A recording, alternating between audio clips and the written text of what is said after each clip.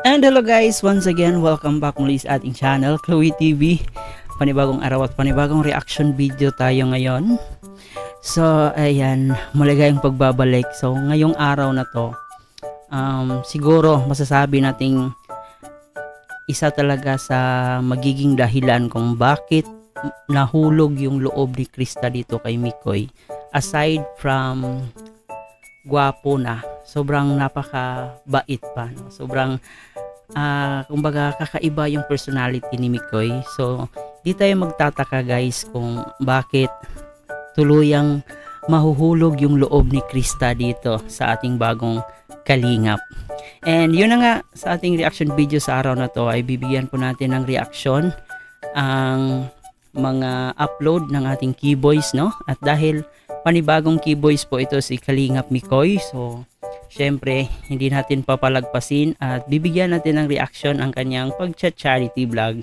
Pero bago tayo magpatuloy, baka bago pa lang po kayo dito sa ating munting channel, please don't forget to subscribe. Paki-turn on ang notification bell para every time mag-upload po tayo, updated po kayo. At higit sa lahat, huwag natin kalimutan, palagi nating suportahan ang pinakaama ng Kalingap, si Kuya Bal Santos Matubang, Ate Edna Vlog, Kalingap Rab, at syempre si Jack Matubang. Suportahan po natin ang ating Keyboys, Kalingap partners, mga charity vloggers sa Pilipinas na handang tumulong sa ating mga kababayang mahihirap. Suportahan natin silang lahat. So, ayan, dito po sa upload ni Mikoy guys, no, batang ulila sa ina, naghahanap buhay na. Kung papansinin po natin, nasa 59,000 subscribers pa lang po siya, pero grabe, napakalaki ng ganyang views guys, no? At nasa 8, magkano na ba yung views dito? Eto, 85,000 views in one day. And in fairness, bago pa lang si Kalingap Mikoy, pero napakalaki na ng kanyang mga views. And kung papansinin niyo po yung mga upload ni Kalingap Mikoy, sobrang ang taas po talaga ng mga views niya, no? Sobrang sikat po nila ngayon dahil na rin po siguro sa kanilang tambala ni Krista, kaya marami ang nakapansin dito at marami ang humahanga. Kaya ayun, ngayon samahan niyo ako, bibigyan natin ng reaction ang kanyang charity vlog. So Kalingap Mikoy, ayan.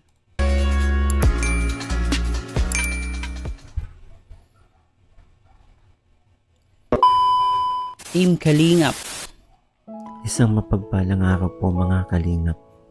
Kanina, habang tinatahak namin ang daan pauwi ni Kalingap, yung intro niya sa kanyang vlog, parang ano rin, parang may pagkakalingap Prab, no? May voice over. So maganda siya, maganda yung ano, sistema ng kanyang pagbablog. Green, galing sa pag-scout, may isang batang nagtitinda ng tinitinda ng bata, tuyo. Grabe, no? Sa murang edad ng batang to, natuto na siyang magtinda para sa kanyang magulang. Ang pumapara sa amin upang ialok ang kanyang paninda. At agad naman pumuko sa atensyon ko ang kanyang murang edad na nagtatrabaho na kaagad at tila batadhana na nagsasabing balikan ko ang batang ito para kausapin at alamin ang kanyang buhay.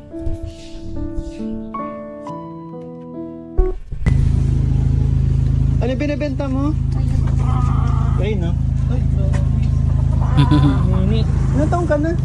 Sa tingin ko natatakot tong bata na to kasi kadalasan ngayon, kung papansinin niyo po kasi itong batang to, parang hindi siya sanay sa pakikipaghalubilo, and siguro nasa isip niya baka tatangayin ako nitong mga tao na to.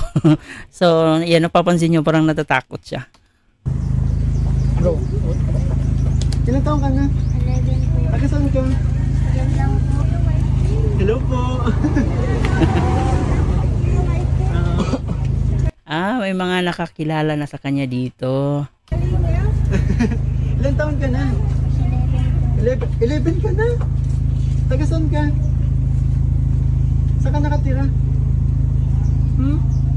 Taga dito ka lang? Yo, mabait ako, si Kuya Michael ako. Kuya Mikoy. Nakita kita kanina eh. Ano, inaalok mo yun kaso ano eh. Buti na, napahinto kami.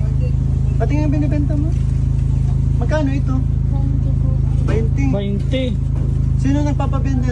Ano, ikaw mismo? Ano pinapabenta? 20 lang, ang dami na niyan na. Dito nga sa amin, sobrang, yung 20 pesos dito parang ilang piraso lang. Pero yun, yung tinitinda ng bata, sobrang ang dami na. Benta ni mama mo? Si Papa po. Si papa mo? Sino kasama mo sa bahay? Si Papa po. Papa mo? Mama mo, nandiyan din? Ah, papa mo lang kasama mo. Taga saan ka dito?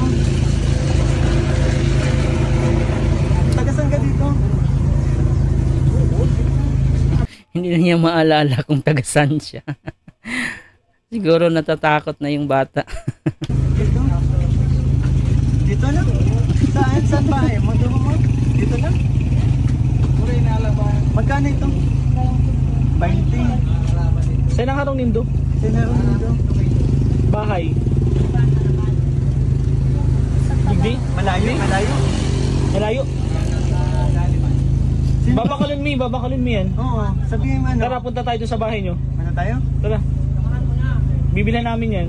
Bibili namin to lahat. Tara na. Oo. Li, pagkakataon mo na, maubos yung paninda mo. Huwag mo lang sayangin yan. Bakit to? Grabe naman no, nakakaawa naman yung kalagayan nila guys. Bala ko dugo. Ka naman tayo. Dito, bro. Namumula yung bibig ni tatay. Dito. Halika dito. Ito yung bahay nyo po.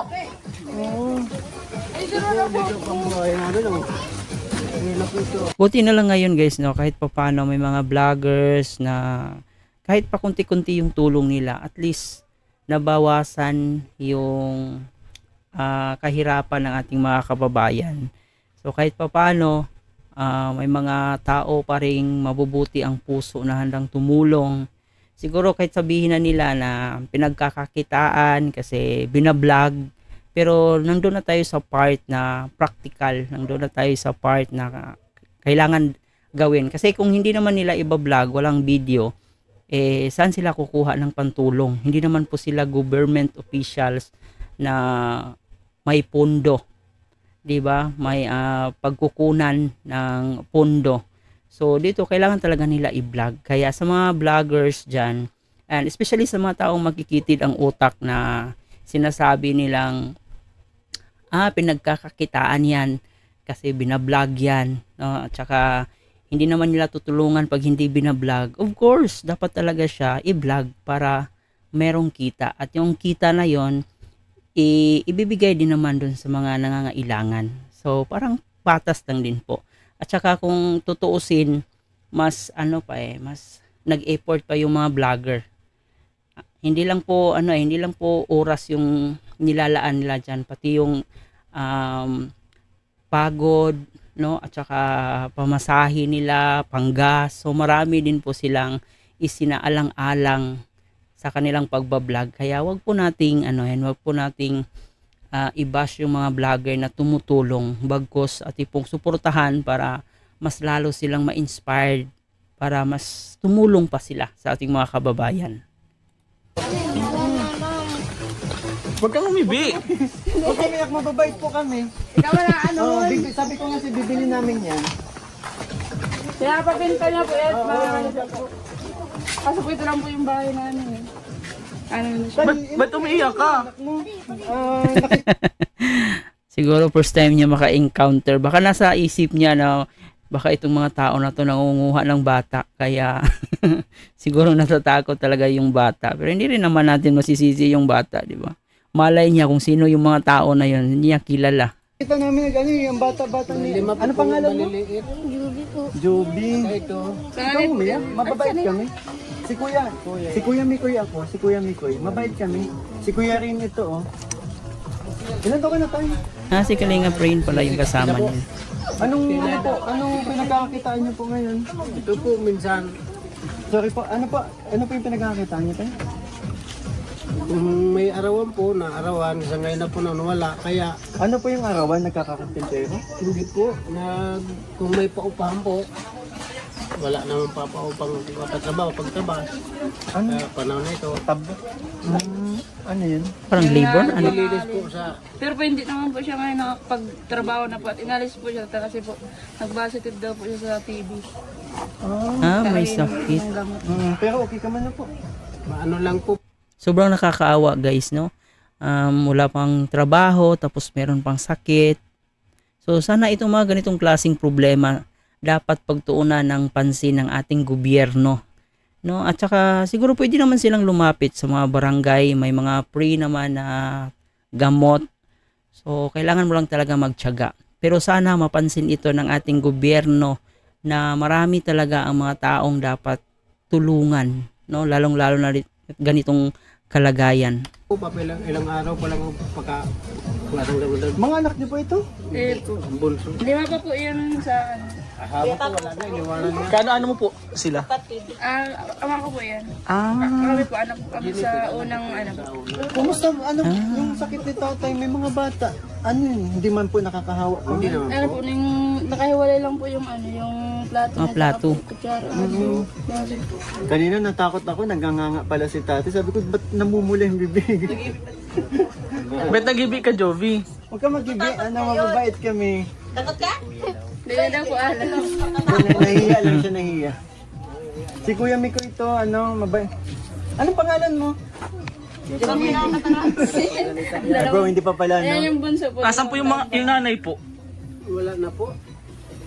Iniwanan po yan ng Ang liit pa nito, so kailan lang po kayo, kailan lang po nawala? Nawa 1 year na po. July pa. So, ibig sabihin, sanggol pa lang. Eh, nawala. grabe naman sa nanay guys, no? Nagawa niyang iwanan yung ang dami pang maliliit na anak. Napakawalang puso naman. Pwede naman niyang iwanan yung asawa niya, pero dadalhin niya yung mga anak niya, di ba? So, may mga din kasi, may mga ina na hindi nag-iisip kung ano yung pwedeng mangyari sa kanilang mga anak. Kaya, siguro hindi rin natin masisisi kasi iba-iba yung pag-iisip ng tao eh. Nakakatuwa yung kapatid niyo po, no? Nakita namin inalo kami ng Tuyo. Oo. Bukod sa po, Sana po siya nakabot sa labas. sa labas. Bro, Ito po. kita ko. Ito. Ay, naku. Baka dumi tao po. Oo. Tao po. Wait lang bro, tingnan mo natin. Pakita mo bro. Bro. Pero magawin thumbnail. Kalingap, biglaan lang to kasi habang pauwi kami ni Kalingap rin galing kami sa scout, nakita namin si Joby sa kalsada. Habang umaandar yung sasakyan, inaalo kami, nagaganito ng palindan yung laing. So sobrang init bro, anong oras pa lang ngayon? Init. Tsaka at worth 20 pesos lang yung binibenta niya ha. Tatlong plastic yung dala-dala. Grabe nagulat ako. Kaya sabi ko, lakas ang pakiramdam ko eh. Kaya nga, yung instinct mo talaga bro, napakagaling. Tara bro, sama mo. Tingnan natin. Bro, papakita ko yung bahay, yun oh. Kawawa naman yung bahay. Tingnan niyo yung bahay guys, parang lang yung gamit, parang sa lubi ata, di ba? Tapos yun, sana matulungan, sana kahit scene man lang, di ba? Kahit sa bubong para hindi na sila maulanan, mainitan. Ito. Sabi. Kasi yung may anak pa siya, may kapatid pa siyang mga Ang liliit na mga Dito bro, ato, Yung, pwede. yung iba, mga tropa pips yan. Oo. Tropa pips. Tropa pips lang kayo, ha? Diba? Yan bro ang bahay oh. Ito yung bahay. Sira na talaga yung bahay. Yan bro, pwede na kayo Si tatay, mag-interview. kunan mo din si tatay, sama mo si tatay. Tayo, ilan taon ka na po? Ulit? 59 po. 59 si tatay. Malapit na pala Tapos mag-senior. 5 anak niya, waliliit pa lahat. Sino po yung mga anak niyo, tay? Yan. Si Joby. Ito. Sino pa? Halika dito, halika. Dito sabi. May mabait si Kuya Mikoy. Kayo po yung panganay. Kayo yung panganay. Madami magkakapatid. Meron pa po. Lalaki pa lang po. Ilan po talaga yung anak mo pag samasamahin po? Siyam. Marami-rami rin guys, tapos walang trabaho. Diba? So nakakaawa Pero sana naman kahit papaano maging responsable po sana tayo. No, pag nakita natin hindi talaga natin kayang mabuhay or kayang buhayin yung mga anak natin, sana naman tingnan din po natin yung kalagayan natin kung kaya ba nating dagdagan pa yung anak natin. At the end of the day, yung magsasuffer kasi niyan is yung mga anak. Diba? So, wala pang trabaho si tatay, meron pang sakit, tapos tingnan nyo naman, parang doremi ata yung anak niya. Sobrang ang liliit pa. Kaya siguro na blanco yung asawa niya, na parang nagsawa yung asawa niya, kaya ayun, iniwanan niya yung pamilya niya. Pero ang nakakaawa lang is itong mga bata. Sobrang nakakaawa po talaga yung kalagayan nila. Tuwan pa tayo ni Joby. Kasi hinintuan namin ng sasakyan si Joby sa unahan pa, pero tinaguan kami. At habang naglalakad siya bro, umiiyak siya. Kala ko natatakot sa atin. So ito yung mga keyboys natin, no? Napakasipag ng ating keyboys, guys. And syempre nakakaawa talaga yung pamilya ni Joby. Especially ngayon na iniwanan pa sila ng kanyang ina. And yun, sana magkaayos yung pamilya niya kasi sobrang ang pinaka naaapektuhan talaga is yung mga bata.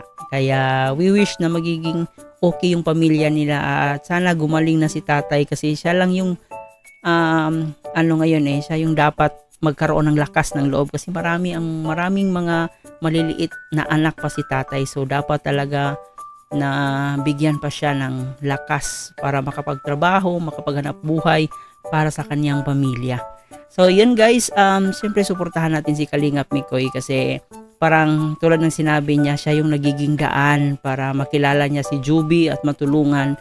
So sa pamamagitan ng ating pagsuporta, pag-view ng kaniyang video, napakalaking tulong na po ito. Kaya wag po nating pagkaitan yung mga taong tumutulong sa ating mga kababayan. At kahit sa simpleng paraan, no, at hindi pag-skip ng ads, pagmamaraton sa kanilang mga upload, napakalaking tulong na po yun para sa kanilang pag-charity. So hindi po lahat ng tao na nabibiyaan ng ganitong klaseng puso na handang tumulong sa ating mga kababayan. Kaya kung meron mang tayong nakitang tao na handang makapagbigay tulong sa ating mga kababayan, suportahan natin yun sila. So yun lang, sana'y panoorin po natin ang mga uploads ni Kalingap Mikoy. At syempre ang kaniyang pagpapakilig din sa atin, yung tambalan nila ni Krista. So suportahan din po natin ang kanilang bagong serye, bagong love team. So hanggang dito na lang muna guys ang ating reaction video. Huwag kalimutan mag-like and share para mapanood pa tayo ng ating ibang sulit Kalingap supporters. And of course, huwag kalimutan mag-subscribe na rin. So muli po, ito nga po pala si Chloe TV guys. Marami pong salamat.